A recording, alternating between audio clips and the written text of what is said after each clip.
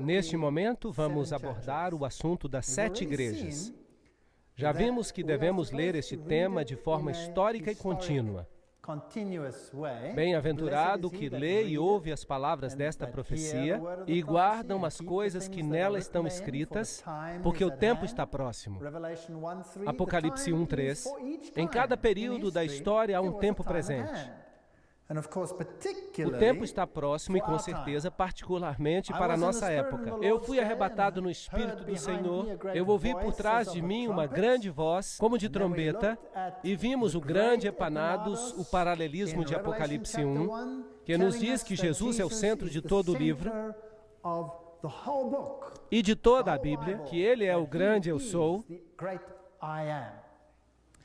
Vimos como no livro de Gênesis o homem perdeu acesso à árvore da vida, a morte passou a existir, ele passou a trabalhar, ele perdeu o domínio, ficou nu e foi separado de Deus. E vimos no primeiro capítulo como ele iria chegar a uma restauração que viria para lhe outorgar o acesso à árvore da vida, a vitória sobre a morte, o maná escondido, Jesus, que acabaria com essa fome espiritual para sempre, e o domínio se estabeleceria, roupas brancas e não mais separação de Deus.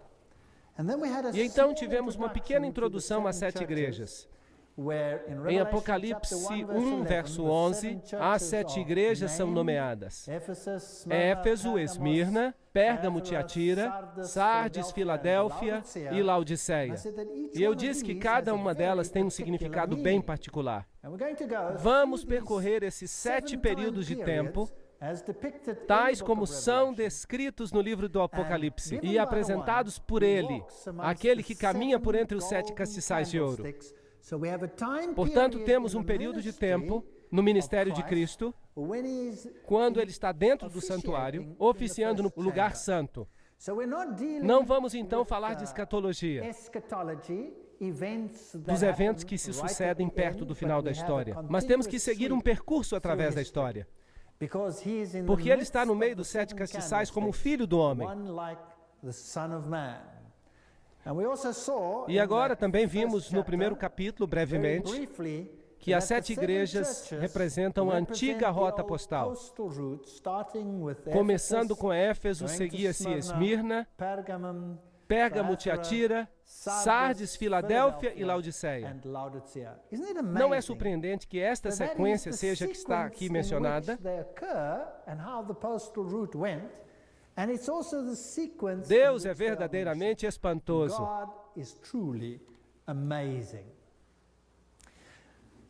Escreve as coisas que tens visto.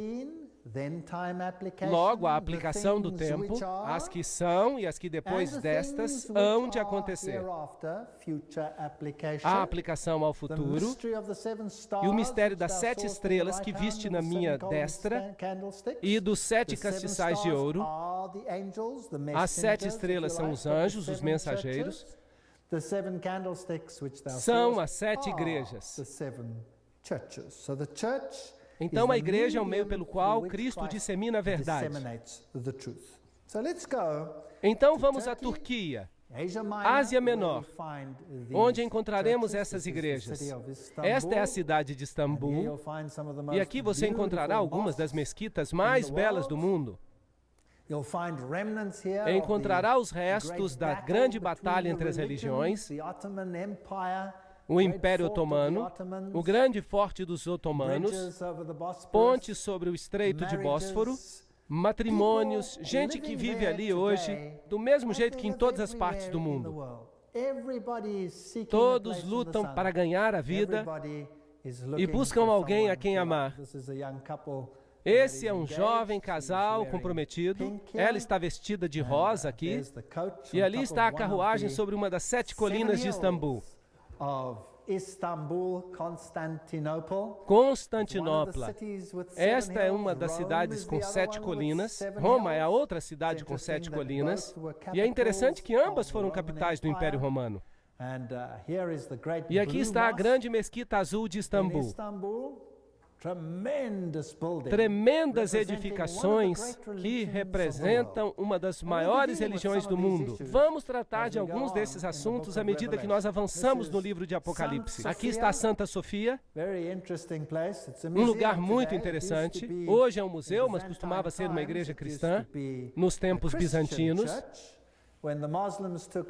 Quando os muçulmanos tomaram o controle no período bizantino e no período pós-bizantino, transformaram-na numa mesquita e hoje em dia é um museu. É interessante que nesta igreja existem relevos cristãos pintados sobre a parede. E quando os muçulmanos tomaram o controle, pintaram as paredes de branco, tomaram tinta branca e passaram por cima. E assim que desapareceram do lugar. E agora, com o passar do tempo, a tinta branca está desvanecendo, assim que quando alguém entra na igreja, vê os relevos cristãos. E se olharem atentamente, conseguem ver. Interessante, para mim é algo simbólico. É como se as grandes barreiras entre as religiões estivessem desaparecendo. E elas estão se unindo em uma só.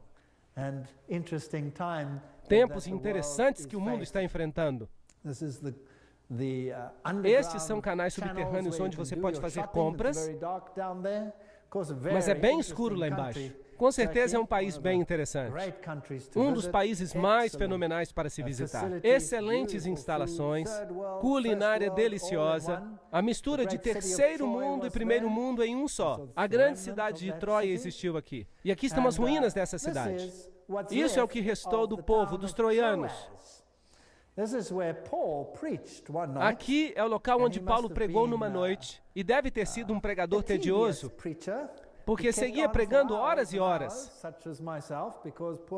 Assim como eu, porque o pobre do Eutico não pôde suportar mais e acabou dormindo. E aqui estão alguns dormindo enquanto eu estou falando.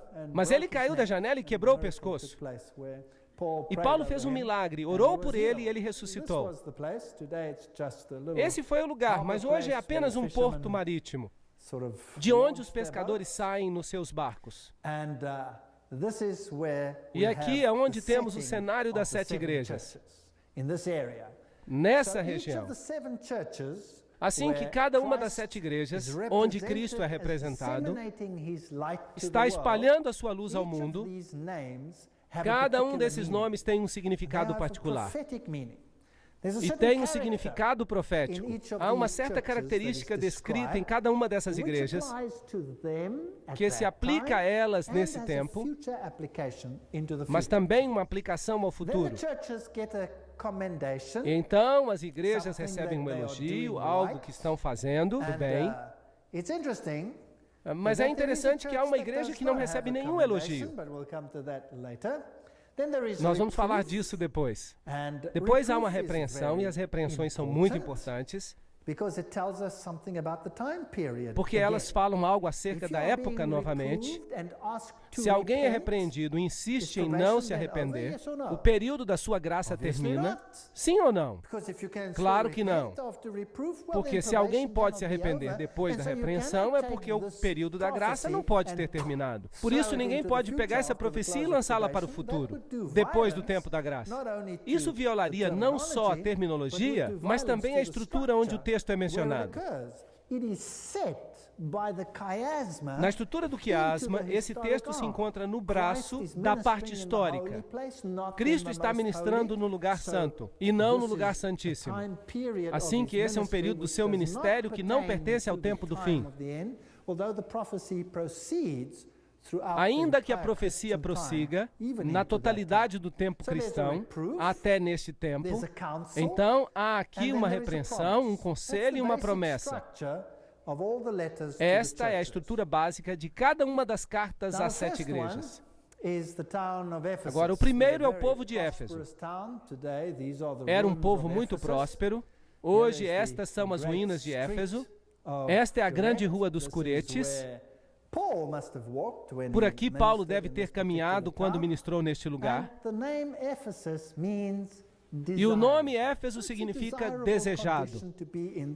Assim que é uma condição desejável aquela na qual ela está, essa igreja tinha algo a seu favor. E se é a primeira época, porque lembrem-se, está escrito que é o que há de vir, que é a história da época presente de então, seguindo até o fim do tempo, porque é assim que Deus trabalha.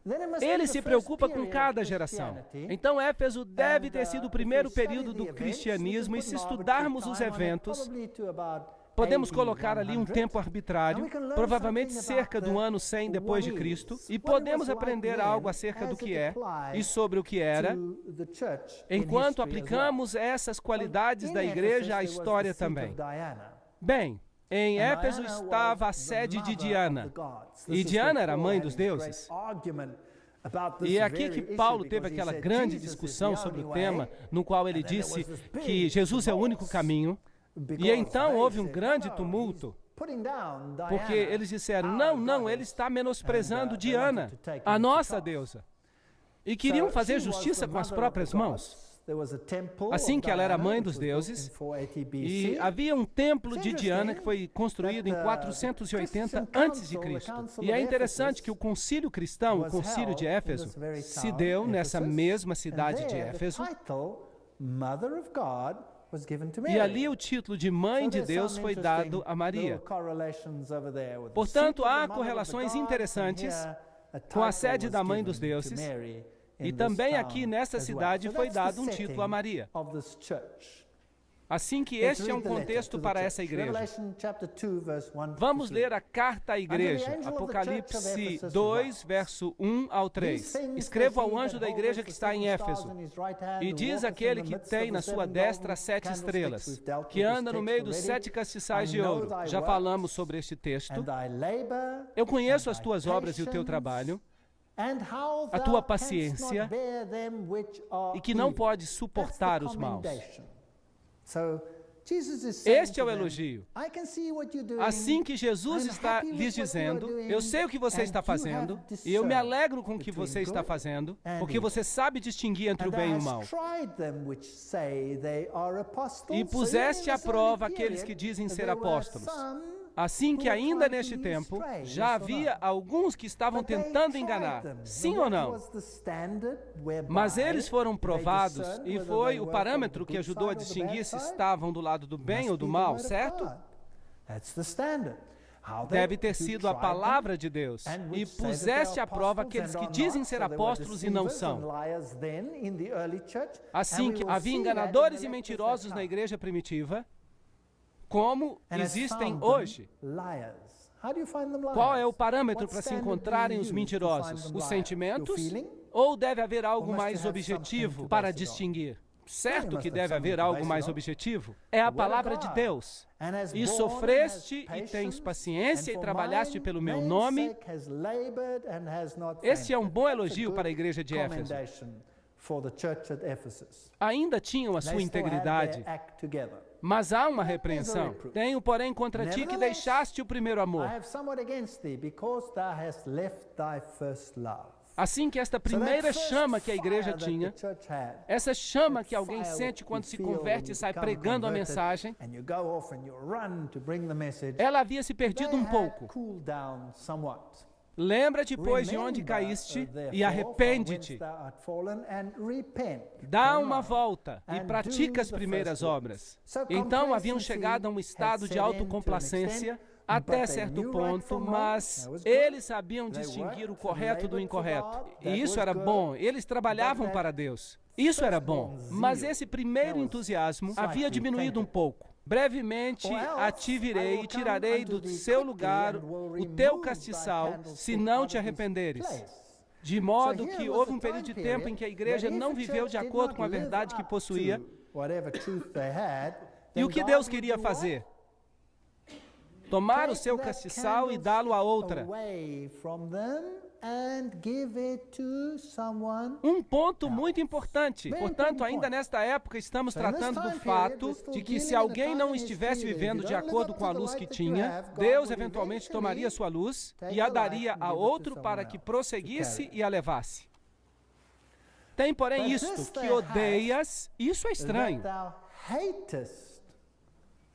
Deus não gosta de algo e recomenda que eles odeiem algo aqui. Que odeias as obras dos nicolaítas, as quais eu também odeio. Lembrem-se, este é um ponto muito importante. Deus odeia os feitos, mas Ele não odeia as pessoas. Não. Deus amou o mundo de tal maneira que deu o seu Filho unigênito para que todo aquele que nele crê não pereça, mas tenha a vida eterna. Deus ama as pessoas, mas odeia os sistemas falsos de adoração.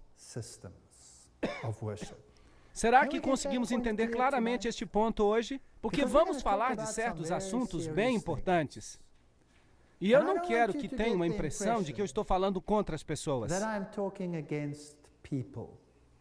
Estou falando acerca de sistemas. Entendemos isso? Se o sistema não ensina a verdade, ele propaga coisas erradas. Então, Deus odeia esses sistemas. Sim ou não? Sim. Ele ama a verdade e odeia o erro. Ele ama todas as pessoas apesar dos seus erros, das suas falhas. Ainda que antes que soubéssemos que Ele existia, Ele estava disposto a morrer por nós. Não nos esqueçamos disso. Assim que eles têm algo a seu favor, e é que odeiam as obras dos nicolaítas, as quais Deus também odeia. Então, a igreja primitiva tinha o discernimento de odiar os nicolaítas. Quem eram eles? Nicolaítas. Eles eram um grupo que ensinava, uma seita gnóstica, que ensinava que a lei de Deus não se aplicava ao homem carnal, porque o homem era carne e espírito. Portanto, aquilo que o homem fizesse na sua carne não se aplicava à sua espiritualidade. É uma forma comum de se pensar hoje também. De modo que o que os nicolaítas ensinavam nesse tempo, também o ensinam hoje. O culto a Nicolau era a Poseidon, o deus do mar. Os nicolaítas...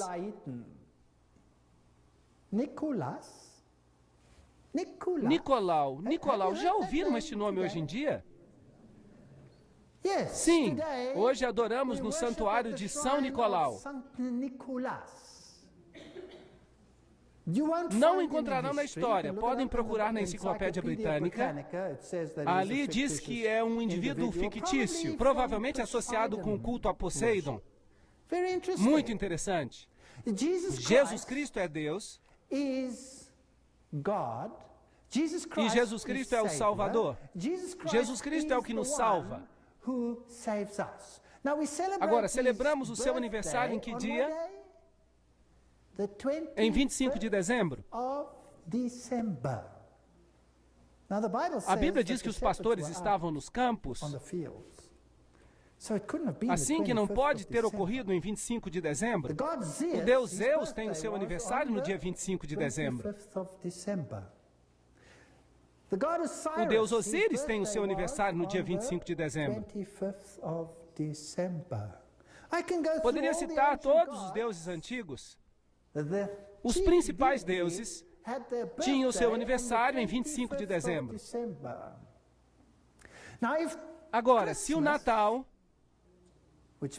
Christmas em inglês, significa missa de Cristo, em inglês, era realmente a data do nascimento de Cristo, então por que celebramos São Nicolau nesse dia em particular? Não é interessante? E logo se diz às crianças que peçam seus presentes ao Papai Noel. São Nicolau, que viaja pelo céu, justamente como os deuses antigos viajavam pelo céu, a 25 de dezembro, num trenó. Se era Zeus, era puxado por um bode. Se eram os deuses nórdicos, ou dos anglo-saxões, temos uma religião que é nórdica, porque é de lá que viemos dos godos, então era puxado por renas. E ele podia discernir o bem do mal, ele era eterno, e a cada ano sabia que criança tinha sido boa ou não, e entregava os presentes e ia-se embora, tudo isso em 25 de dezembro. E as crianças hoje se esquecem de Jesus Cristo e dizem, Papai Noel. O Papai Natal. Então, o que nós estamos celebrando é o dia de Papai Noel, São Nicolau. E amamos os nicolaítas. Mas a igreja primitiva os odiava. Não odiavam os indivíduos, mas o sistema. Ao vencedor lhe darei da árvore da vida, que está no meio do paraíso de Deus. Apocalipse 2, 4 a 6. Hoje Jesus está sendo suplantado por um sistema de forma fútil, mas é pior do que parece. Aqui está a Rua dos Curetes, e aqui é onde Paulo deve ter caminhado, e onde se encontram todas essas estátuas dos personagens proeminentes do povo, e cada um tinha uma cabeça esculpida. E se você tivesse dinheiro, contratava um escultor para esculpir a sua cabeça e colocá-la ali. E alguns pagavam, como hoje em dia se aluga um telefone, uma casa ou algo assim. Agora, se alguém não tivesse mais dinheiro e deixasse de pagar, tiravam a sua cabeça e colocavam outra no seu lugar, até que voltasse a pagar para alugar o espaço. Assim que quando alguém caminhava por ali, estava em toda a sua glória, se por acaso tivesse dinheiro para pagar. E aqui havia um templo ao imperador Trajano. Templos que com certeza eram dedicados a muitos deuses.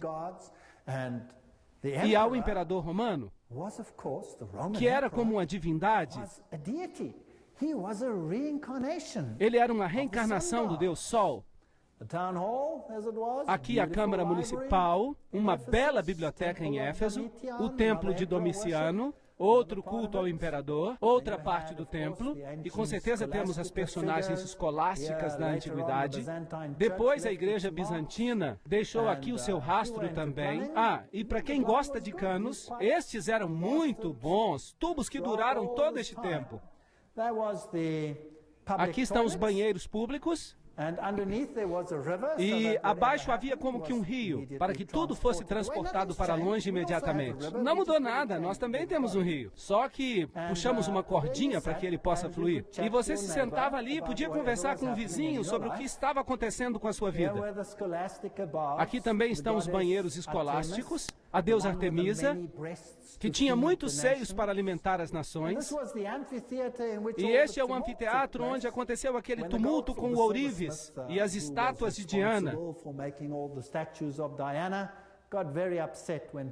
Ficaram nervosos quando Paulo pregou acerca de um Deus diferente. E a história diz que Paulo fugiu daqui. Assim que esta igreja primitiva, digna de elogio, se fixou no caminho e tinha o discernimento entre o bem e o mal, e não permitia a infiltração do paganismo na sua igreja, eles discerniam o que era correto e incorreto. Jesus era o centro da sua religião. Estavam um pouquinho insatisfeitos consigo mesmos, mas fora isso estava tudo muito bem. O primeiro tempo da história cristã tinha exatamente essas características. Éfeso era um porto, mas hoje não há mais porto. De fato, o mar hoje está a muitos quilômetros de distância, tudo está cheio de lodo. Aproximadamente no ano 800 depois de Cristo, deixou de ser um porto, e esse é um fato interessante em termos de tempo e evolução. Hoje em Éfeso você pode ver que Roma levantou uma estrutura que foi aparentemente vista como o lugar onde viveu Maria, porque João viveu em Éfeso e Jesus disse, aí está a sua mãe, e ele recebeu Maria em sua casa em Éfeso. Mas isso tem sido determinado como falso. De qualquer forma, é aqui que muitos vêm adorar aos pés de Maria. Todas as religiões vêm aqui. Católicos, peregrinações de protestantes, até nações islâmicas vêm a este lugar em particular. Bem, o próximo período de tempo é Esmirna, desde o ano 100 depois de Cristo até provavelmente 303 depois de Cristo, porque esse foi um tempo de tremenda perseguição. A palavra mir está inclusa na palavra Esmirna e significa aroma doce, um aroma de sacrifício. Se considerarmos a cidade em si, havia ali um santuário à deusa Nêmese. Policarpo foi o seu primeiro ministro e ele foi martirizado. Interessante. E nessa representação vemos os 10 dias de perseguição. A Bíblia diz que devemos tomar um ano por cada dia. Houve algum período na história da igreja em que eles foram perseguidos por cerca de 10 anos? A resposta é sim. Houve um imperador chamado Diocleciano que decretou um período muito intenso de perseguição e terminou no ano 303 depois de Cristo. Ou seja, desde o ano 303 até o ano 313, quando Constantino revestiu o seu paganismo de cristianismo, e o cristianismo se tornou a religião oficial do império. Então, leamos o que diz aqui, acerca da igreja em particular. E ao anjo da igreja que está em Esmirna, escreve, diz o primeiro e o último, o que foi morto e reviveu, eu conheço as tuas obras e tribulações e pobreza, assim que estavam passando por tempos difíceis. A igreja primitiva cresceu rapidamente e as coisas iam muito bem, até que a nova religião começou a desafiar a religião oficial. Então, isso desencadeou uma perseguição. Logo que uma pessoa desafia os paradigmas do mundo, há perseguição. Eu conheço as tuas obras e tribulação e pobreza, mas tu és rico. E a blasfêmia dos que se dizem judeus, ou seja, cristãos da igreja primitiva, porque eles usavam as palavras judeu e cristão intercambiadamente, mas não são, e são uma sinagoga de Satanás, de tal maneira que há duas igrejas neste mundo, aqueles que representam a Deus e a seu Filho, e aqueles que representam um outro poder. Então esta igreja recebe um elogio aqui. E não há repreensão, nenhuma, em absoluto. Nada temas das coisas que hás de padecer. Eis que o diabo lançará alguns de vós na prisão, para que sejais tentados, e tereis uma tribulação de 10 dias. Aí temos um período de tempo mencionado de maneira particular, a perseguição de Diocleciano, que tomou lugar durante este período. Ser fiel até a morte e dar-te-ei a coroa da vida. Aí está a promessa de restauração. Quem tem ouvidos, ouça o que o Espírito diz à igreja. O que vencer não receberá o dano da segunda morte. Interessante esta teologia. Vamos falar dela nas próximas conferências. Apocalipse 2, 10 e 11. Portanto, aqui está uma igreja que não recebe repreensão. Só há elogios. Isto é desejável.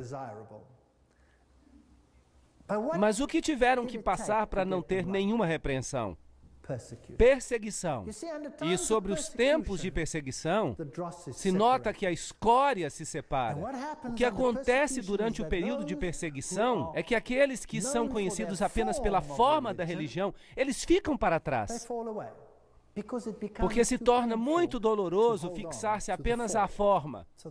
Então eles se dão por vencidos. Portanto, se em verdade querem manter-se firmes durante o período de perseguição, mais vale que estejam bem fundamentados na rocha, mais vale que saibam aquilo no que acreditam. E é por isso que o livro de Apocalipse é muito importante, porque nos avisa que virá um tempo de angústia o qual nunca houve. E é bom que estejamos seguros daquilo em que cremos, para estarmos firmes durante esse tempo. Então, será que houve essa perseguição? Será que alguma vez existiu esse Diocleciano? Bem, eu vou levar vocês de volta à cidade das Palmas, Palmira, com esta grande rua de colunas romanas, como vimos na conferência anterior. E aqui estão as pilastras do templo de Bel, ao fundo, e esses grandiosos arcos. E enquanto você percorre a cidade, você chega a esse letreiro que diz Acampamento de Diocleciano. Interessante. Portanto, esse imperador tinha o seu acampamento e os seus soldados aqui, de onde ele dirigiu a sua perseguição à igreja primitiva.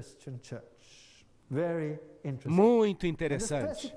Essa perseguição purificou a igreja de todos aqueles que se apegaram ao pão e ao peixe. Mas aqueles que se fixaram à rocha eles foram elogiados. De modo que este era o grande acampamento de Diocleciano, e a Esmirna moderna se chama Izmir, uma cidade bastante moderna. Isso é tudo que ficou da Esmirna antiga. Não é muito, mas há uma história muito interessante, de um tempo interessante. Aqui estão jovens se divertindo em Esmirna, como em qualquer outra parte do mundo. Sabem, eu acho que Deus os ama e ficaria contente, como Ele gostaria que eu e você tivéssemos conhecimento completo da verdade. Mas se uma pessoa tem a verdade e a defende, isso é o que pode acontecer. Perseguição. Este é o Coliseu onde foram perseguidos, onde Nero queimava os cristãos. Ele usava umas tochas humanas e as dava aos leões para comerem. Grande sofrimento e morte ocorreram aqui enquanto as pessoas eram aniquiladas por causa do ódio entre as religiões. Agora, estamos numa época muito interessante da história. Hoje em dia, a tensão entre as religiões está muito elevada. Vocês já notaram isso? Quem sabe a solução para o problema, que parece tão lógica, não é sermos tão fanáticos. É que é tão doloroso ser fanático. Por que não chegar a um acordo para que todos possamos nos dar bem, hein? É verdade, não teríamos nenhum problema com as centenas de religiões do mundo. Mas então há a perseguição e ela nos leva a destruir todos aqueles que pensam de um modo diferente daquilo que nós cremos. E aí começa um problema. Mas o que aconteceria se finalmente nos uníssemos? E se fingíssemos que servimos ao mesmo Deus? Então teríamos paz, paz definitiva. Será que sim? A paz se encontra em chegar a um acordo, sim ou não? Bem, esse é o problema que a igreja primitiva descobriu. Então chegou a perseguição e foram purificados. Então quando é que Satanás não pôde destruir a igreja com a perseguição? Quando ele queimava um, 10 tomavam o seu lugar, porque via uma fé dessas pessoas e o amor com que as suas vozes levantavam cânticos de seus lábios e orações em favor dos perseguidores. Não com bombas. E morriam por sua fé enquanto outros se levantavam e tomavam o seu lugar.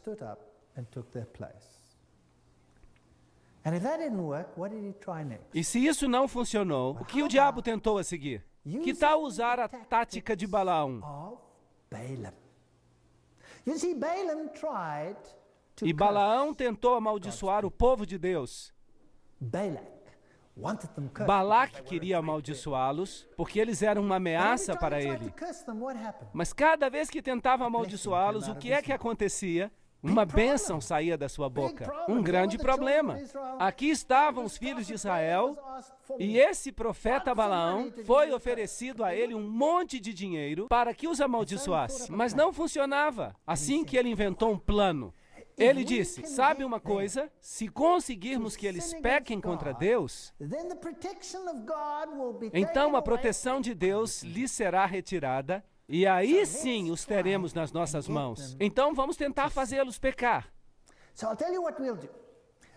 Já sei o que faremos. Vamos realizar um festival. Vamos ter uma grande festa. Uma festa fantástica, com música estupenda. E vamos adorar a outros deuses. E belas mulheres. Podemos colocar minissaias só por uma noite e mostrar as pernas. E foi isso que fizeram.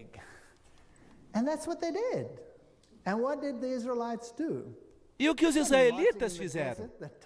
Bem, eles tinham estado marchando pelo deserto e sua língua estava bem seca. E olharam para tudo isso e disseram, uau! E cederam. E o que aconteceu? Uma terrível praga veio sobre Israel. Vamos ver nesse caso se eles cederam. Pérgamo significa elevação. Elevar. Elevar o quê? Elevar o eu sobre o divino.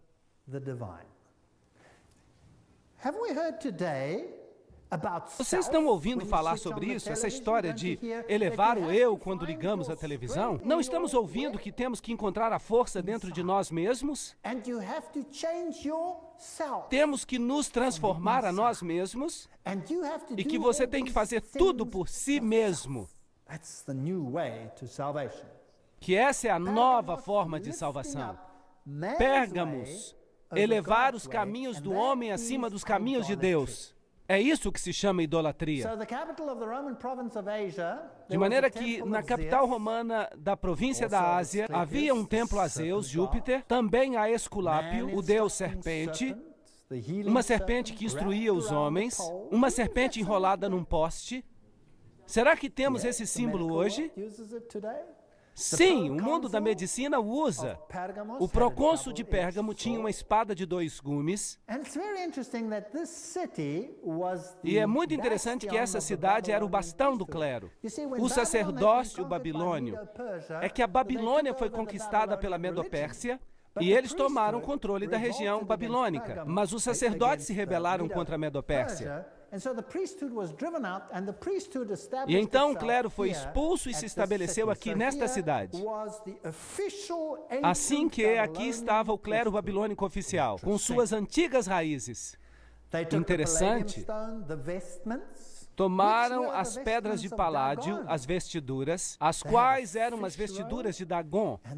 Tinham um manto de peixe e tinha uma mitra relacionada com o peixe, com a forma de uma boca aberta sobre a cabeça. Muito interessante, porque eles representavam a Dagon, o deus dos peixes.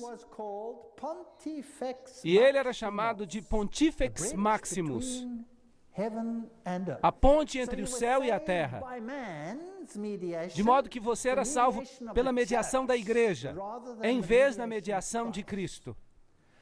Portanto, eles eram uma ponte entre o céu e a terra, junto com as chaves e a mitra. Então, os sacerdotes tinham as chaves, 2 chaves, a chave para o céu e a chave para o inferno. Muito interessante. E eles eram chamados de os reis pontífices de Pérgamo. E o último foi Átalo III. Ainda antes dessa região se converter ao cristianismo. Átalo III, quando se deu conta de que Roma ia conquistá-los pela força, deu o seu título ao imperador romano. Por isso, quando você vai a Roma hoje, pode encontrar relacionadas ao imperador romano as letras PM, Pontifex Maximus, o construtor de pontes. E os imperadores romanos, como vimos antes, eram deuses. Assim que você podia orar para eles, e eram eles que abriam as portas do céu para os homens. Agora, é interessante que as mesmas letras PM não se encontram apenas após os nomes dos imperadores romanos, senão também relacionadas ao nome de quem? Dos papas.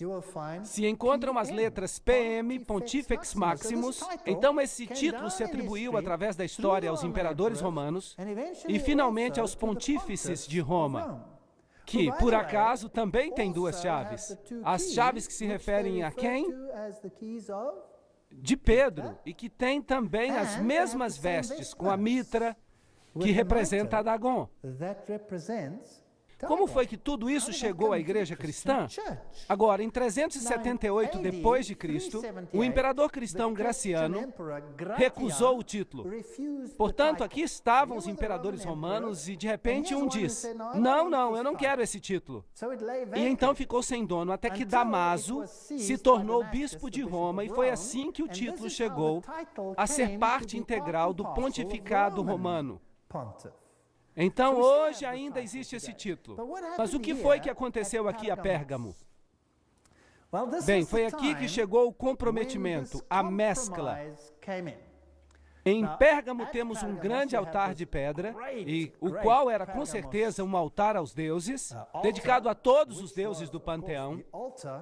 Uma batalha tremenda está representada nele, entre as forças do bem e do mal. Apocalipse 2, 12 e 14 diz Ao anjo que está em Pérgamo, escreve: isso diz aquele que tem a espada aguda de 2 fios. Jesus está falando acerca da palavra de Deus. E aqui vemos um outro que também tem uma espada. Mas ele é um mediador terrestre. Eu conheço as tuas obras e sei onde habitas. Lembrem-se que ele está falando à sua igreja. E eles viviam onde? Onde está o trono de Satanás. De maneira que esse sacerdote, que supostamente é outro, Babel, portal para Deus, é uma abominação de Satanás. É a sede de Satanás, que é onde está o trono de Satanás, e retens o meu nome. Ou seja, que essa igreja estava firmada na verdade, apesar dessas circunstâncias, e não negaste a minha fé ainda nos dias de Antipas. Um nome muito interessante. Minha fiel testemunha, o qual foi morto entre vós, onde Satanás habita. É a segunda vez que isso é mencionado aqui. Então aqui vemos alguém que preferiu morrer a negar a sua fé. E ele se chama Antipas. Bem, agora Antipas poderia ser, alguns dizem, um personagem histórico. Este ou aquele, um pastor dessa igreja, que foi fiel nesse tempo. Mas a palavra Antipas também significa antipontífice, assim que o nome poderia ter um sentido espiritual. E significava esse indivíduo que dizia ser capaz de mediar entre Deus e o homem, de modo que a mediação havia se deslocado de Deus e de Cristo para o homem. E isso era um problema. E o povo foi elogiado por ser Antipas. Mas umas poucas coisas tenho contra ti. Aqui está a repreensão. Porque tens aí os que seguem a doutrina de Balaão. Aqui está. Que ensinava Balaque a lançar tropeços diante dos filhos de Israel, para que comessem dos sacrifícios da idolatria e se prostituíssem. Assim que algo havia estado escondido dentro da igreja, porque há alguns que seguem a doutrina de Balaão. Já falamos da doutrina de Balaão. Qual era? Condescendência, mesclar, fazer com que pecassem, instá-los a quebrar a lei de Deus, e assim os teremos sob controle. Assim temos um comprometimento no qual uma doutrina está sendo ensinada, ensinando às pessoas o caminho equivocado, e começam a servir a outros deuses. E é isso justamente o que vai acontecer com a igreja cristã. Deus nos adverte aqui. Tenham cuidado, o comprometimento, as concessões ocorrerão, isso por causa de Constantino. Constantino diz, vamos acabar com os conflitos, casemos as igrejas, e acaba-se o conflito entre o paganismo e o cristianismo. Por isso emitiu um medalhão no qual, de um lado, há os servos de Jesus Cristo, e do outro lado, as divindades pagãs. Mas ele tinha um problema. Ele tinha um problema, sabem qual era? A palavra de Deus. Constantino tinha um problema com a palavra de Deus, porque ela é como uma espada de 2 gumes. E então o que ele fez? Ele disse, cheguemos a um acordo. Vou dar uma palestra completa sobre este tema. Então conseguiu que o seu sacerdote, chamado Eusébio, reescrevesse porções da Bíblia. E mandou 50 cópias, que foram escritas de tal forma, de modo que Jesus Cristo fosse um pouco reduzido em relação àquilo que ele era, para que pudesse haver um matrimônio entre as religiões, e Zoroastro pudesse aparecer igualmente junto a Jesus Cristo, e que Zeus também pudesse estar no mesmo nível que Jesus Cristo, e Apolo também pudesse estar no mesmo nível de Jesus. Seria uma maravilha. Podemos adorar a todos. Foi um documento ecumênico que ele comissionou. Então chegou o comprometimento e o acordo, e Jesus teve que se rebaixar, e a obediência a Deus foi substituída pela obediência ao homem. E o problema era a doutrina de Balaão. Mas também temos os que seguem a doutrina dos nicolaítas. Ups! Os primeiros odiavam a doutrina dos nicolaítas, estes agora se apoiam nela. Arrepende-te, pois, em breve virei a ti, sobre eles batalharei com a espada da minha boca. Quem tem ouvidos, ouça o que o Espírito diz às igrejas. Ao que vencer, darei a comer do maná escondido, e dar-lhe-ei uma pedra branca, e na pedra um novo nome escrito, o qual ninguém conhece, a não ser quem a recebe. O comprometimento são os maiores males de todos, porque são enganosos. Aqui está a grande cidade. Estas são as pessoas que vivem ali hoje. O mercado, ainda do terceiro mundo, o muro vermelho, o muro de fora, o templo de Dionísio, o templo de Trajano, o templo de Zeus ou Júpiter. Há um poço que o imperador Guilherme fez, mas o acabou tirando e levando tudo a Esculápio, Asclépio, que era uma das divindades adoradas em Pérgamo. Concessões, comprometimento. Eu gostaria de lhes dar um conselho hoje. Que os comprometimentos entre o erro e a verdade sejam rejeitados. Que Jesus e sua lealdade sejam feitos eternos no coração. Amém.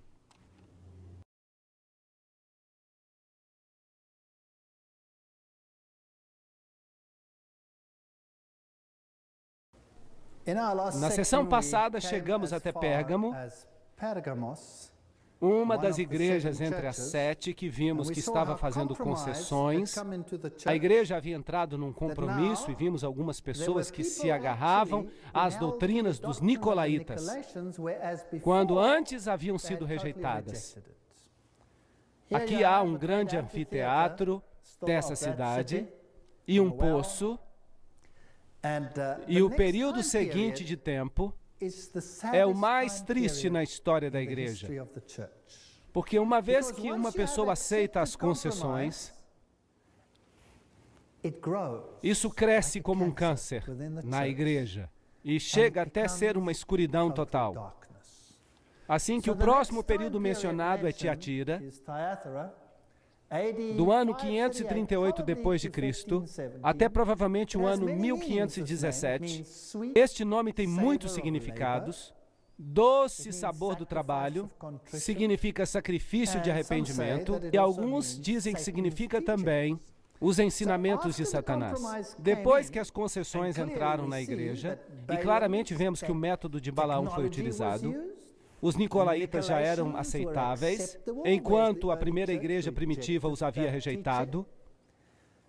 Aqui temos um período de tempo de escuridão, que começa aproximadamente no ano 538 depois de Cristo. O decreto de Justiniano foi emitido para designar o bispo de Roma como corretor dos hereges, e agora a palavra não era mais o parâmetro que decidia o que era bom e o que era mal, mas o ser humano era quem tomava o papel de decidir o que a pessoa deveria crer. Isso é um problema. Concordam? Sim, Deus nos criou como pessoas livres. E individualmente temos que comparecer diante de Deus um dia e dar um informe do que fizemos e do que cremos.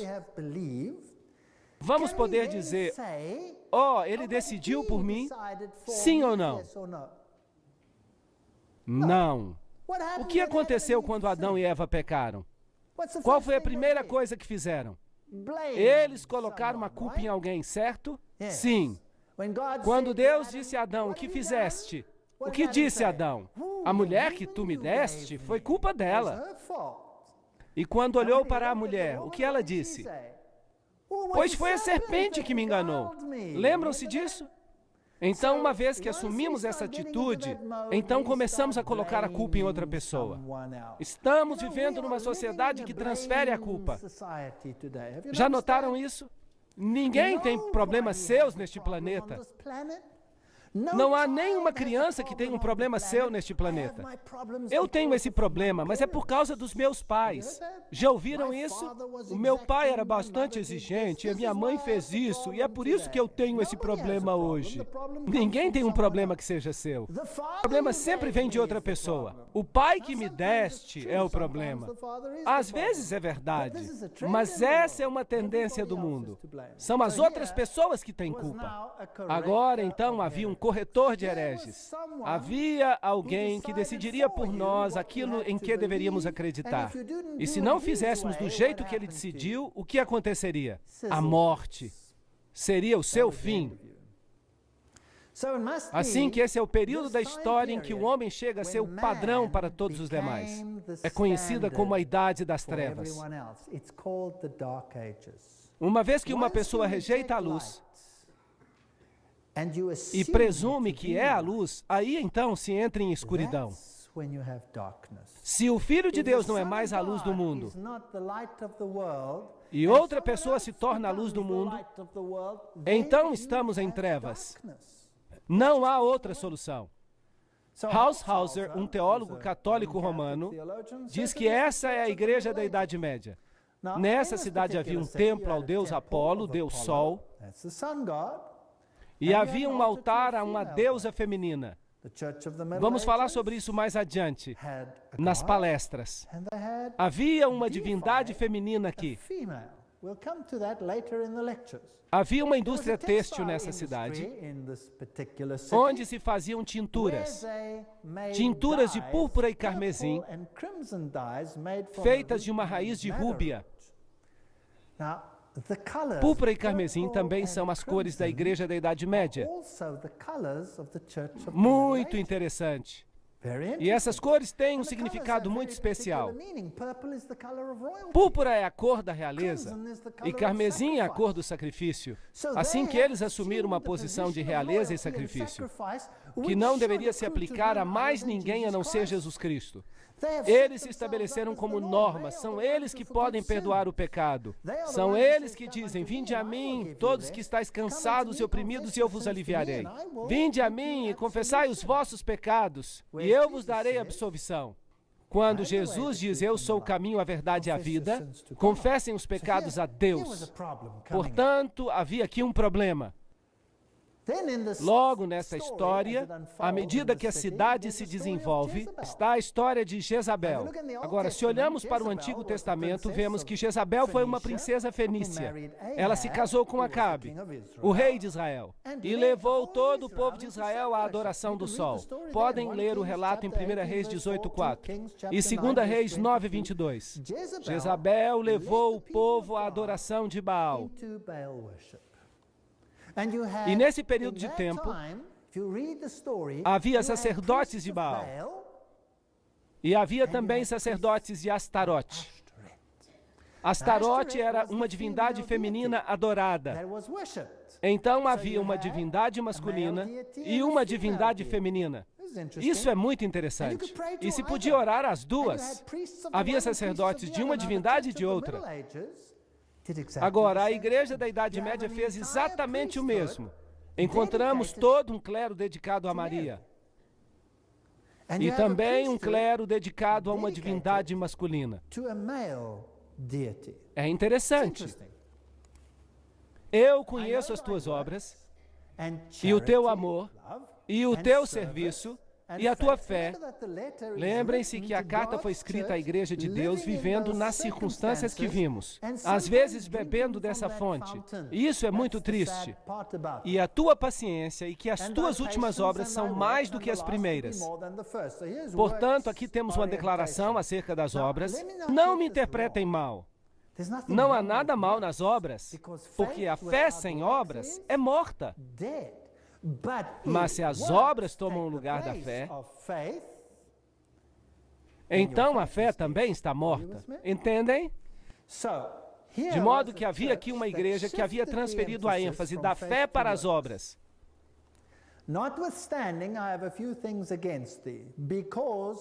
Tenho contra ti que toleras Jezabel.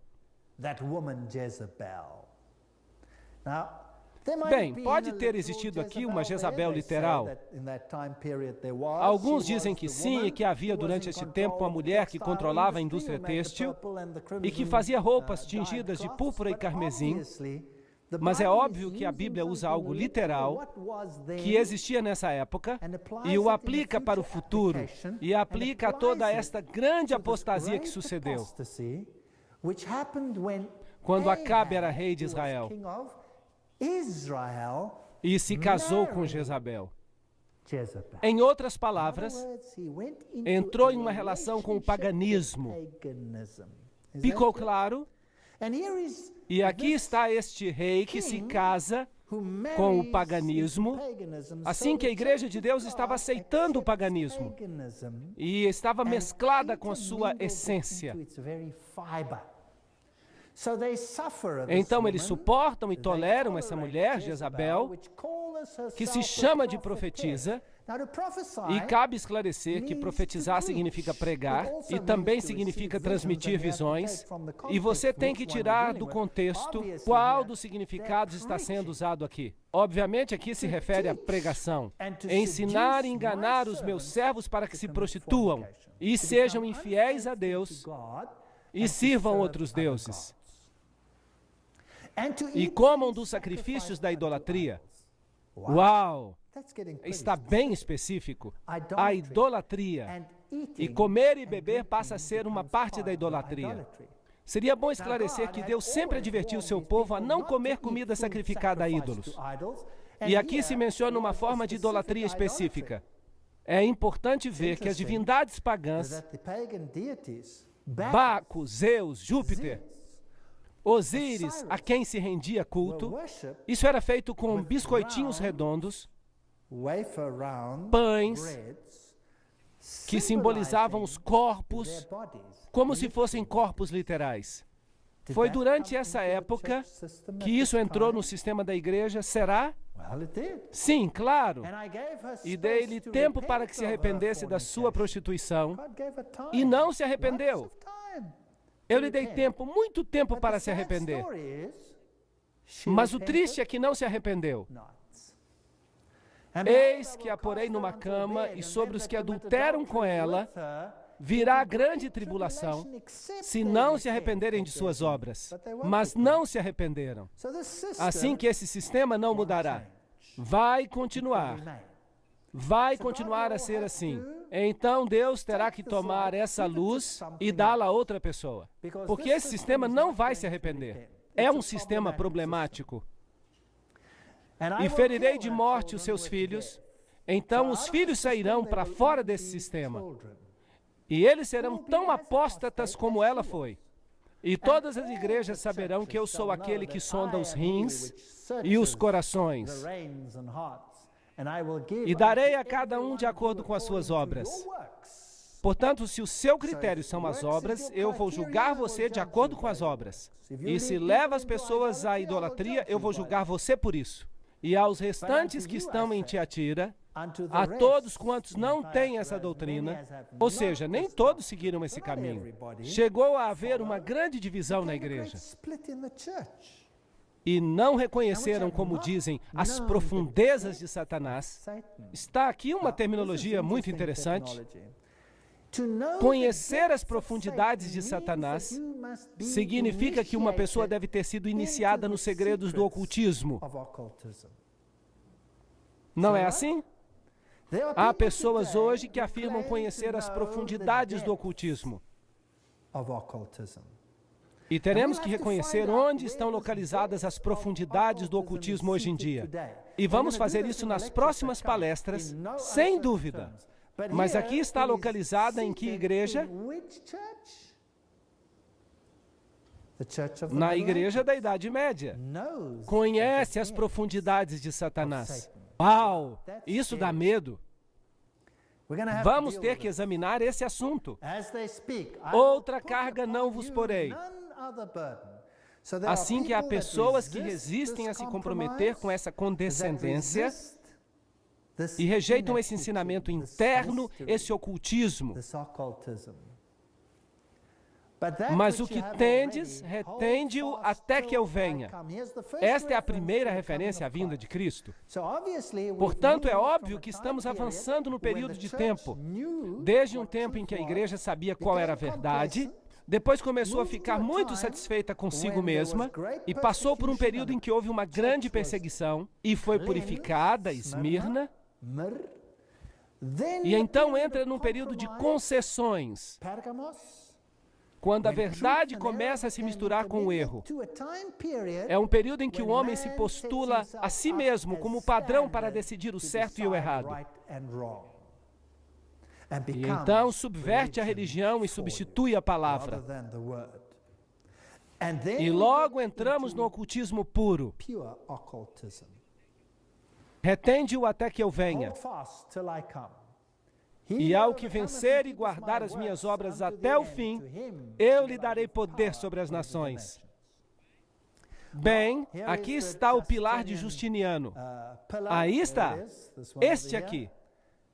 Comemora o decreto pelo qual o homem agora pode decidir quem está certo e quem está errado. E tem o direito de castigar mesmo com a morte. Esses pilares são descendentes dos pilares egípcios. São símbolos fálicos de Osíris. Isto é o paganismo. Vão encontrá-lo especialmente em Roma, com certeza. No centro do Vaticano, há um tremendo pilar de Tutmós III, o próprio faraó do Êxodo. A coroa tríplice, que é da Medo-Pérsia, e que representa, em realidade, o Deus da terra, do céu e do mundo dos mortos. Uau! Isto é impressionante? Ser coroado com uma coroa que te faz rei do céu, da terra e do mundo dos mortos, tomando o lugar de outra pessoa. Bem, obviamente precisamos de algum reavivamento. A igreja da Idade Média se converteu em escuridão e chegou a ser conhecida como a Idade das Trevas. Então, o período seguinte é Sardes, que abarca desde o ano 1517 a 1798 e significa renovação. Falaremos com mais detalhes depois sobre as datas e vamos agora esclarecer por que este período é importante. Renovação significa o quê? Literalmente significa uma reforma. É incrível que Deus coloque as coisas nesta ordem. A cidade era impenetrável, mas foi tomada 2 vezes sem resistência. Uma vez por Ciro, rei da Medo-Pérsia, e Antíoco, o rei grego. Antíoco Grande. Leiamos acerca desse período de reforma. Apocalipse 3, versículo 1. E ao anjo da igreja de Sardes escreve: Isso diz o que tem os 7 Espíritos de Deus e as 7 estrelas, os mestres que estão nas suas mãos. Conheço as tuas obras, que tens nome de que vive, mas estás morto. Uau! Aqui houve uma renovação, havia uma nova vida na igreja, algo havia sido descoberto, a idolatria havia sido deixada de lado e havia vida, mas essa vida não era suficientemente completa. Por isso ela é considerada morta. Conheço as tuas obras, que tens nome de que está vivo, mas estás morto. Esse é um testemunho terrível. Estava por vir vida e havia coisas que precisavam ser restauradas. Com a morte, agora precisavam ser restauradas para a vida. Estavam prontas para morrer. Doutrinas, ensinamentos. Porque não achei as tuas obras perfeitas diante de Deus. Completas, portanto.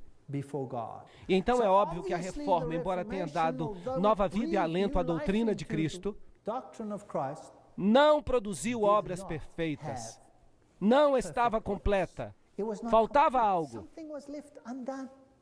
E é muito interessante que no Concílio de Trento se discutiu um assunto importantíssimo. E vamos explorar isso um pouco mais adiante. Um assunto crucial que foi sola scriptura. A Bíblia e somente a Bíblia como padrão. Roma disse não. Bíblia e tradição. E é a tradição, o contexto no qual a palavra deve ser avaliada, interpretada, de tal maneira que a tradição, o homem, suplanta e controla os assuntos da Bíblia. Essa foi a posição de Roma. E era o homem que determinava como a Bíblia deveria ser lida. Assim, é a igreja que decide o que é bom e o que é mal para uma pessoa, e não a palavra de Deus. A Reforma diz não, sola gratia, salvos pela graça e pela graça apenas. Salvos por Cristo, Jesus Cristo, e a palavra de Deus é o padrão pelo qual vivemos. Esse foi o assunto. Quem ganhou no Concílio de Trento? Boa pergunta. Roma foi quem ganhou. A Reforma perdeu no Concílio de Trento. É triste. Eu vou falar sobre isso numa palestra. A Reforma perdeu. Veio uma ruptura. Houve uma divisão. Tiveram uma grande oportunidade, a maior oportunidade na história do mundo para completar a obra. Mas perderam. E por quê? Porque Roma pôde comprovar que as suas tradições superavam a palavra. A Reforma não fazia o que pregava. A Reforma dizia, sola Scriptura, a palavra de Deus e somente a palavra de Deus. Então a igreja perguntou, guardam todos os ensinamentos? Então, por que seguem Roma em alguns assuntos e ignoram a Bíblia nesses assuntos? Por que deixam a Bíblia de lado? Um cardeal se levantou e fez um discurso, e vou voltar a essa questão numa palestra mais lá na frente. Ele disse, porque aceitam as nossas tradições sobre a palavra e transgridem os seus próprios preceitos. Não sabem o que dizem, vocês são apenas uns rebeldes. E a Reforma perdeu porque não era perfeita diante de Deus. Uma história triste. Lembra-te, pois, do que tem ouvido e recebido, e guarda-o e arrepende-te. E se não vigiares, virei sobre ti como um ladrão. E não saberás a que hora virei sobre ti. Esta também é uma história muito triste. Se você rejeita a luz, mais cedo ou mais tarde não conseguirá distinguir o tempo em que vive. E a vinda de Cristo será uma surpresa total. Mas também há em Sardes algumas pessoas que não contaminaram as suas vestes. Então nem tudo estava perdido. A Reforma foi uma ferramenta poderosa, só que não terminou o seu trabalho, não o completou, não chegou à meta. O trabalho não ficou completo diante de Deus. E comigo andarão de branco. Pergunto, quem são eles?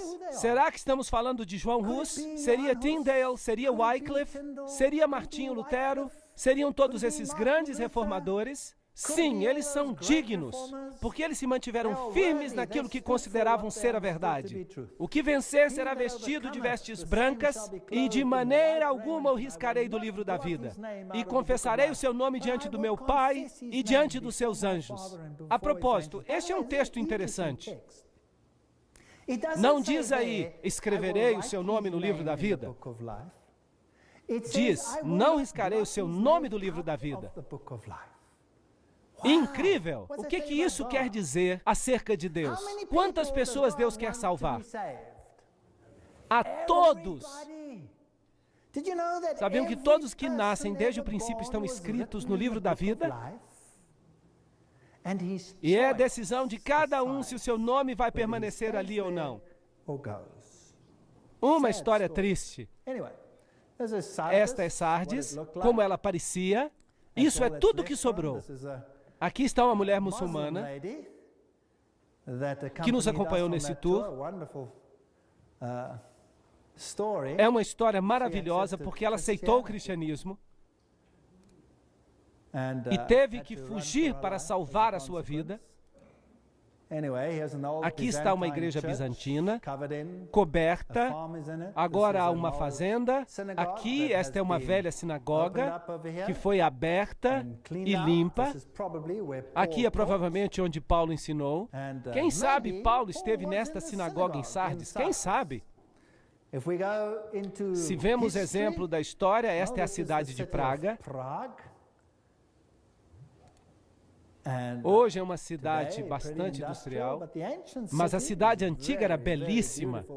Uma das cidades mais lindas e mais bem preservadas da Europa antiga. Mas muito, muito impressionante. É aqui que João Hus pregava. Há uma estátua em sua homenagem, em frente desses velhos edifícios. Aqui está uma canção que ele costumava cantar. Eles costumavam cantar. Eu não vou ler agora porque está em tcheco.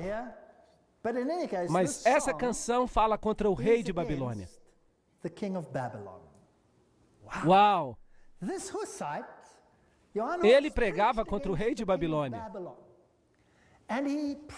Porque via que ele estava tomando o lugar de Jesus Cristo. E Hus foi declarado herege. E acabou sendo sentenciado à morte, na estaca. Mas também tens em Sardes algumas pessoas que não contaminaram as suas vestes, e comigo andarão de branco, porquanto são dignas disso. Aqui está a velha ponte sobre o rio em Praga, e aqui era onde eles dependuravam os corpos dos hussitas, que rejeitavam os ensinamentos de Roma, e escolhiam os ensinamentos da Bíblia. Quando os descobriam, os cortavam em pedaços e dependuravam ali para que todos vissem. De tal modo que se podia ver um cadáver ali, com um braço aqui, uma perna ali, dependurados para mostrar às pessoas que não valia a pena ir contra a igreja da Idade Média. Quando se cruza esta ponte hoje, pode-se encontrar os santos pagãos ali. Aqui uma mulher colocando a mão nesta imagem. É possível que esta estátua de bronze, que está aqui toda brilhante, porque todo mundo coloca a mão nela, realmente tem algum poder, porque eles creem que se puserem as mãos aqui, receberão uma bênção especial. Este é um santo católico que aparentemente morreu aqui, ao ser dependurado sobre a ponte. Assim dizem, mas na realidade, dizem que se colocar aqui a mão, recebem uma bênção especial. Assim que uma pessoa pode receber uma bênção especial pelas mãos de homens. E essa era a ideia contra a qual lutavam os hussitas. O homem acima de Cristo. O símbolo da adoração ao sol, os signos do zodíaco. Aqui está uma enclave jesuíta com as letras IHS, Isis, Horus e Set, a trindade egípcia. Aqui está um balneário, um retiro, onde se podem comprar alimentos saudáveis. Aqui está Martinho Lutero. E aqui nesta escada, essa escadaria que se chama La Santa Scala, Martinho Lutero se levantou depois de ter estado ajoelhado e disse: o justo viverá pela fé. E vejam, esta escadaria, dizem que foi a escadaria pela qual Cristo caminhou quando foi sentenciado à morte por Pilatos. E então, uma noite, miraculosamente, os anjos pegaram esta escada em Jerusalém e a trouxeram para Roma. Assim ela deve ter chegado ali. E fizeram esta catedral ao redor. E se hoje você sobe esta escadaria ajoelhado, você vai receber uma bênção especial e 90 dias de absolvição. Ainda hoje você recebe. E isso significa que por 90 dias você pode fazer o que quiser e estará antecipadamente perdoado. Um sistema estupendo, exceto que não é bíblico.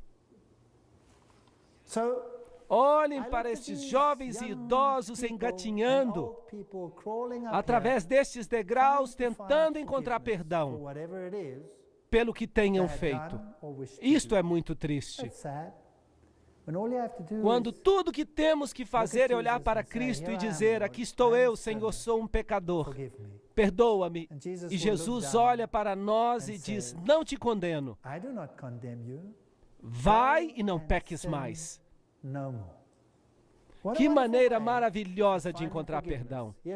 1521, aqui se apresentou Martinho Lutero ante o imperador e rei. E ele disse: aqui estou, não posso agir de outra maneira. Ou é pela palavra ou não é pela palavra. A propósito, Martinho Lutero percebeu que as suas obras não eram completas. Mas ele não podia fazer mais. Os seus seguidores deveriam ter continuado o trabalho, mas não o fizeram. Ele se manteve firme. Mas o resto é história. O trabalho não foi concluído. E assim isso é o que aconteceu. Não foi? Martinho Lutero não conseguiu completar o trabalho. E uma outra denominação cristã se levantou e disse: Martinho, falta outra coisa. E eles começaram uma nova denominação. E começaram a seguir um novo líder, que se chamava Calvino. E eles se chamaram de calvinistas. E então disseram: Ei Calvino, ei Lutero, vocês não perceberam que a Bíblia ensina outra coisa aqui? E em seguida vêm os batistas. E encontram alguma coisa, alguma informação. E os luteranos dizem: bem, Martinho não viu isso. Então nós também não vamos olhar para isso. E os calvinistas dizem: bem, Calvino também não viu isso, e então nós não vamos seguir este caminho.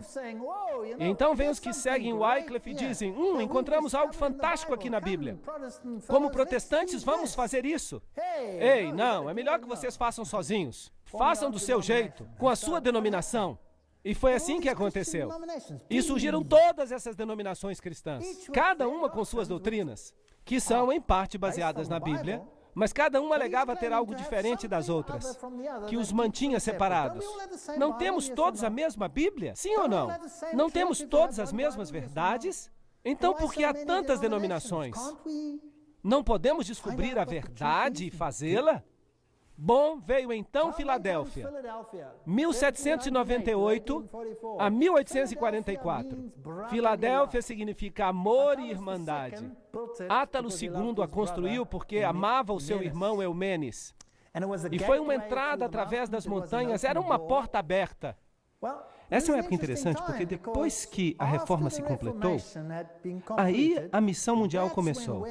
Carey foi para a Índia em 1793, Morrison para a China em 1807, Moffat para a África em 1817, a Sociedade Bíblica Britânica começou em 1804, a Sociedade Bíblica Americana começou em 1816, a palavra partiu para o mundo.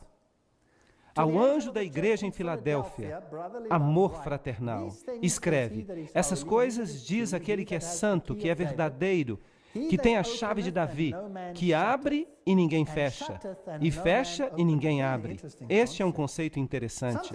Alguma coisa está se abrindo e alguma coisa está se fechando. Então Deus abre o caminho para a missão mundial e ela se inicia. Mas há algo mais que está se abrindo e se fechando aqui.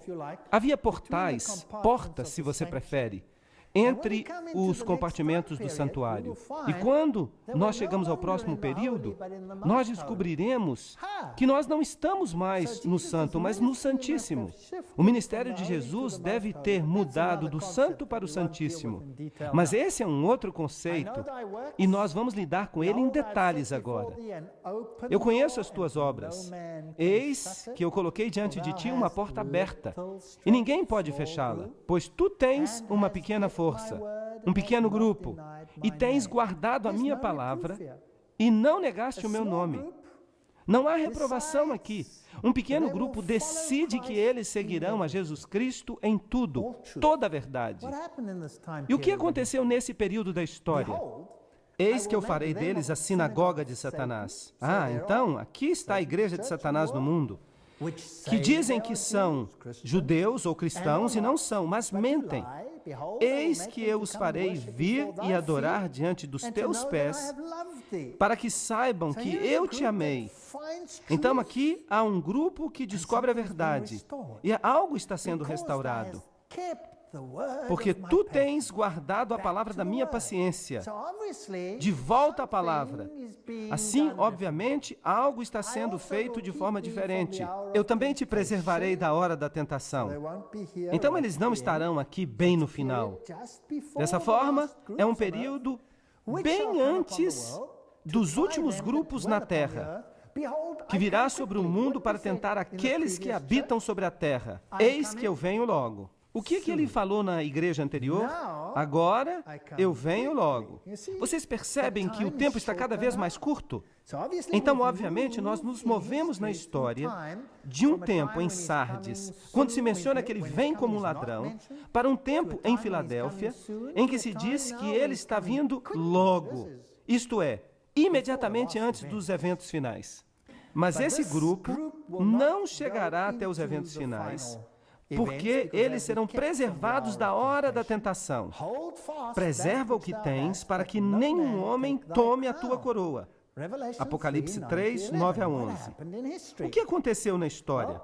Bem, se você for até Filadélfia, você encontrará algumas ruínas de igrejas bizantinas ali. Pertencem à Idade Média. Esta velha senhora aqui tem uma conotação interessante para mim. Ela me ensinou uma lição interessante. Ela deu um grande abraço e um beijo numa outra senhora que estava muito triste, que tinha sido marginalizada por outra pessoa. E ela me olhou reprovadoramente. E eu sempre me lembro daquele olhar, porque ele me ensinou algo. Ela me ensinou que eu tenho que valorizar mais as pessoas do que elas mesmas se valorizam. Mas eu só vou contar essa história para vocês em outra ocasião. Aquele que vencer, eu farei dele uma pilastra no templo do meu Deus. E ele não mais sairá. Vida eterna. E eu escreverei sobre ele o nome do meu Deus. O caráter de Deus estará sobre ele. E o nome da cidade do meu Deus. Ali está o caráter do meu povo, que é a Nova Jerusalém, que desceu do céu. Notem, não uma cidade com um péssimo sistema de esgoto aqui da terra. Não, ela desce do céu, do meu Deus. E eu escreverei sobre ele um novo nome. Apocalipse 3:12. Por isso, Filadélfia é um tempo de renovação, quando os ensinos da Bíblia são levados a sério novamente e formam um ensino coeso, seguindo tudo o que está na Bíblia. A Bíblia também foi pregada a todo mundo, mas Satanás tentou confundir essa questão. E o povo de Deus, que deveria representar justiça e verdade. Então nós chegamos até a última igreja, Laodiceia. E se nós tomamos a profecia de Daniel, na qual a profecia dos 2.300 dias termina, essa data interessante de 1844, e nós faremos toda uma palestra sobre essa data, e por isso nós não vamos falar sobre ela agora. Laodiceia significa a nação do juízo. Isso significa que ela é a última. Se vocês me permitem dizer, trata-se do Yom Kippur antitípico. Cristo está no Santíssimo agora, porque nós nos movemos do aposento com candelabros, pães da proposição e altares de incenso para a arca do concerto. Então, ele se moveu para a próxima fase. E o Yom Kippur é uma época de juízo. Agora, essa cidade foi construída por Antíoco e recebeu o nome para homenagear sua esposa Laodiceia. Essa cidade era uma espécie de spa. Eles fabricavam colírio muito famoso, que era chamado exatamente disso, colírium. É como se dissessem que estavam ali para conceder visão espiritual. Era uma cidade muito rica, mas foi destruída no ano 60 por um terremoto. Foi reconstruída com seus próprios fundos, porque eles eram ricos. Eles tinham tudo. Ali estão as ruínas de Laodiceia. Algumas delas ainda estão sendo escavadas. Aqui está um velho anfiteatro que não foi escavado ainda. Aqui está um velho sistema de encanamento. Vejam esse isolamento ao redor dos canos. Coisa muito avançada. Eles utilizavam todos esses canos num sistema para levar água até a cidade. Agora, não muito distante dali, nós encontramos águas termais. Mas não havia águas termais em Laodiceia. Eles levavam a água através de canos. A água entrava quente. Era uma maravilha da engenharia. Mas quando ela saía em Laodiceia, a água não estava mais quente, ela estava morna. E se você bebesse água morna, você ficava com vontade de vomitar. Se ela estivesse quente, você podia bebê-la, porque você podia bebê-la como se fosse um chá. Se você a esfriasse, você também poderia bebê-la. Mas quando ela chegava ali, ela estava morna. Esta é uma história fascinante para a arqueologia. E eu conheço as tuas obras, que tu não és nem frio nem quente. Ahá! Oxalá foste fria ou quente, mas porque tu és morna e não és fria nem quente, eu estou a ponto de te vomitar da minha boca. Apocalipse 3, 15 e 16. Notem que aqui a repreensão não é: eu virei e tirarei de ti o teu candelabro e o darei a outra pessoa. A repreensão é: eu te cuspirei da minha boca. Você percebe que esta é a última igreja na terra. Não haverá retirada do candelabro, haverá apenas vômito. Esta igreja passará ao reino. Mas aqueles que estão em mornidão serão vomitados desta igreja. Esta igreja será sacudida, e aqueles que não se conformarem ficarão de fora. Vocês acham que esta igreja é perfeita? Não, isto é patético. Notem que ela é uma igreja morna. Não há elogios aqui, somente uma repreensão.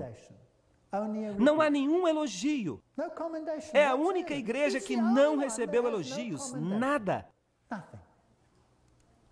Não muito longe dali estavam as verdadeiras águas termais. E mesmo hoje, há ali muitos spas com ricos depósitos de carbonato de cálcio. E essas pequenas poças de água quente, elas se encontram em toda parte. É um lugar muito bonito. Eles ainda fazem ali alimentos saudáveis. Há anfiteatros. Vejam este camelo. Eu acho que ele precisa ir ao dentista. E porque tu dizes, sou rico e abastado e de nada necessito, e não sabes que tu és miserável, pobre e cego e nu? Uau, esta igreja está encrencada. Aqui está um menininho juntando Gabberet.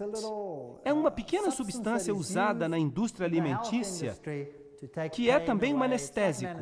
Mesmo hoje, essa área é conhecida por causa das suas plantas medicinais. E veja, nós temos uma mensagem associada com Laodiceia, uma mensagem de saúde, algo para o corpo físico, mas infelizmente eles pensam que estão ricos. Agora, Deus está interessado em riquezas literais? Sim ou não? Não. Em que eles são ricos? Sim, eles têm um conhecimento bíblico. Eles têm um conhecimento bíblico. Vejam que a reforma não conseguiu completar o trabalho. Vejam que a reforma não conseguiu completar a tarefa. A reforma se fragmentou por causa de uma tarefa incompleta. Então, o período de Filadélfia chegou e ocorreu uma consolidação.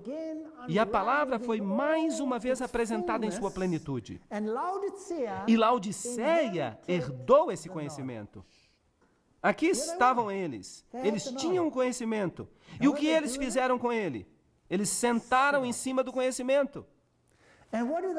E o que eles fazem então? Eles ficam ricos e abastados e não têm necessidade de nada. Eles começam a brincar de igreja. A igreja deveria ser a luz do mundo. Mas essas pessoas brincam de igreja. E não entendem que são miseráveis, pobres, cegos e nus. São cegos, não têm discernimento. Eles estão vazios de Cristo. Vejam que a fé sem obras é morta. É verdade que as obras não ganham pontos para vocês, porque nós somos salvos pela graça e pela graça apenas. Mas, no entanto, se você não partilha essa graça, então há algum problema com você. E se você é rico, você crê que você tem a verdade, então por que partilhá-la com outras pessoas? Talvez isso deixe você constrangido. E há pessoas que podem acreditar que têm a verdade e que a verdade vai salvá-los. Bem, os judeus acreditavam nisso. E eles tinham a verdade, mas eles rejeitaram o Messias e o crucificaram. Eles não fizeram isso? Então, ter a verdade não salva você. Ter Jesus Cristo salva você. E se você tem Jesus Cristo, você vai sair e você não vai condenar aqueles que não conhecem a verdade. Você amará aqueles que não conhecem a verdade e você tentará ganhá-los para a verdade. Porque Jesus morreu por você e por mim, quando nós ainda éramos pecadores. Certo ou errado? E vai ser desse jeito. E eu quero lhes dizer algo. Ninguém, e eu vou dizer isso com toda dureza, ninguém é salvo por uma compreensão correta de qualquer doutrina. Vocês entenderam isso? Se vocês têm o conhecimento perfeito de como ser salvos, será que isso é suficiente para salvá-los? Não! Se você ficar ocioso com esse conhecimento, se você pensar que é rico e abastado, então você não será salvo. Apliquem esse conhecimento ao coração, façam de Jesus o centro, o alfa e o ômega de sua vida. Esse é o conhecimento que salva com as obras. Mas se vocês ficarem ociosos, isso não vai salvar vocês. Se vocês se tornarem ricos e abastados e ficarem discutindo picuinhas, pequenos detalhes, dizendo, eu tenho um conhecimento perfeito desta doutrina e, portanto, eu estou certo e você está errado, e você está perdido e eu estou salvo. Esta igreja tem uma compreensão tão plena que ela tem tempo para debater todos os detalhes e fica como um cachorro correndo atrás do próprio rabo, em círculos, sem chegar a lugar algum. Esta igreja é miserável. Então, se você está procurando a igreja perfeita para o tempo do fim, você não a encontrará. Tem que procurar uma igreja que é miserável, pobre, cega e nua. Então você vai encontrá-la. Como isso é possível? Eu te aconselho a comprar de mim ouro provado no fogo, para que tu fiques rica, e vestes brancas, para que te possas vestir. Então, como você fica rico? E como você consegue as roupas da justiça? E como você cobre a vergonha da sua nudez? E como você consegue discernimento espiritual e colírio para que você possa ver? Aqueles a quem amo, eu repreendo e castigo. Sede zelosos, portanto, e arrependei-vos. Então, se vocês querem fazer o que é certo, Deus vai colocar vocês no fogo da aflição. E eu tenho más notícias. Qualquer um que descobre esta verdade fica quente. E você terá que cuidar de si mesmo e comer Geberet. E aqui está uma batida à porta. E aqui está um lindo campo pronto para a colheita. Eu tomei essa decisão de joelhos e eu estou sendo fiel a ela. Eis que eu estou à porta e bato, e se alguém ouvir a minha voz e abrir a porta, eu entrarei e cearei com ele. Deus não força ninguém. Eu cearei com ele e ele comigo. Aquele que vencer. Sim, nós precisamos vencer algo. Eu lhe considerei sentar-se comigo no meu trono. Assim como eu venci, estou sentado com meu Pai em seu trono. Essa é a história da igreja. Finalmente, eu tenho que lhes dizer que há um povo nesta terra que tem um conhecimento da verdade, mas eles ainda não são conhecidos por partilhar essa verdade. Eles são conhecidos por ficar ociosos e por ficar discutindo entre si a respeito das picuinhas de cada ponto particular. E ficam discutindo sobre sua perfeição ou sua falta de perfeição nesta questão ou naquela. Não é isso que precisamos fazer. Jesus é o centro. A verdade é importante, mas somente se ela for aplicada aos corações. E eu oro para que nós possamos compreender isso e que nós obtenhamos um conhecimento da verdade. Mas mais do que isso, para que nós não nos tornemos apenas como símbolos que retinem, precisamos encontrar a Jesus e aplicá-lo ao nosso coração. Nas próximas palestras, nós vamos descobrir que verdade foi jogada ao solo e pisoteada. Nós vamos descobrir o tamanho da encrenca na qual nós nos encontramos. Vamos descobrir quem está no controle, como eles controlam as coisas. Que Deus abençoe a cada um de vocês e que vocês venham às próximas palestras para que nós descubramos toda a verdade sobre a batalha entre o bem e o mal. Obrigado a vocês por terem vindo.